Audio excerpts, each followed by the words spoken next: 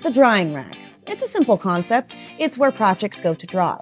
However, they also can reveal so much more about your students. It can give you a deeper insight into their art and their creative process. It provides a connection moment with your students where they can ask you questions that they may not feel comfortable speaking about in front of class. And it can be a place where you can be your students' champion, building them up and cheering them on while also highlighting the things that they need to work on and empowering them with the tools to do so.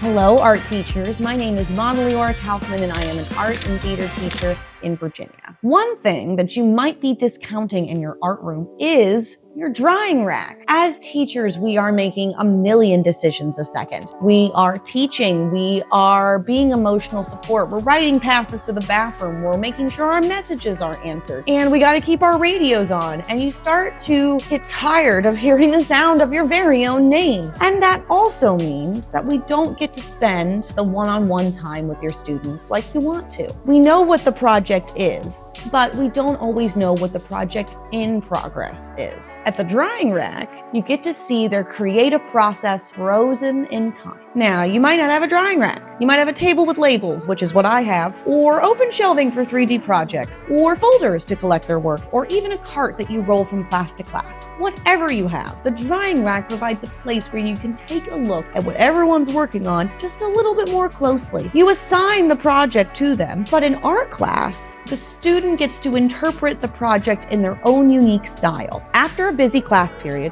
students will clean up and put their work on the drying rack. Then, when you are preparing for the next class, take a couple of extra moments to just be a little bit more intentional. Here are 3 things you should look for in an in-progress piece. What techniques are they really shining in? And make a note to celebrate it with them later. What techniques are they really struggling with? Make a note to make that the next bell ringer next class period. And finally, who is drastically behind and who is surging forward? Prioritize one-on-one time with those students and check in with them. See if they maybe have some questions that maybe they're not feeling comfortable to speak up about in class. As mentioned before, we have 1,000,001 things going on in our art room, so it can be very helpful to have a pad of sticky notes nearby, so you can jot these thoughts down while they are fresh in your mind. Then place it on your class roster or your clipboard or even on top of the artwork so that you can see it for next class period. Monitoring student artwork as you take it off of the drying rack is an example of formative assessments, an ongoing, informal way to evaluate understanding.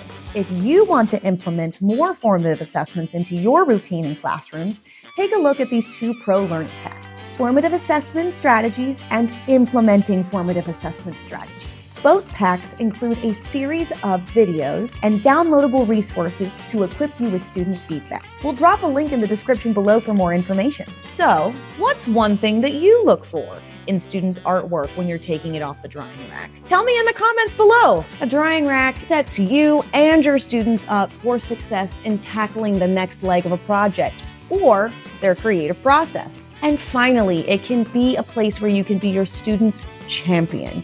You can cheer them on, build them up, and also highlighting the things that they need to work on and empowering them with the tools to help. Make sure you like this video and subscribe if you don't want to miss out on any more tip videos like this one. Thank you and goodbye.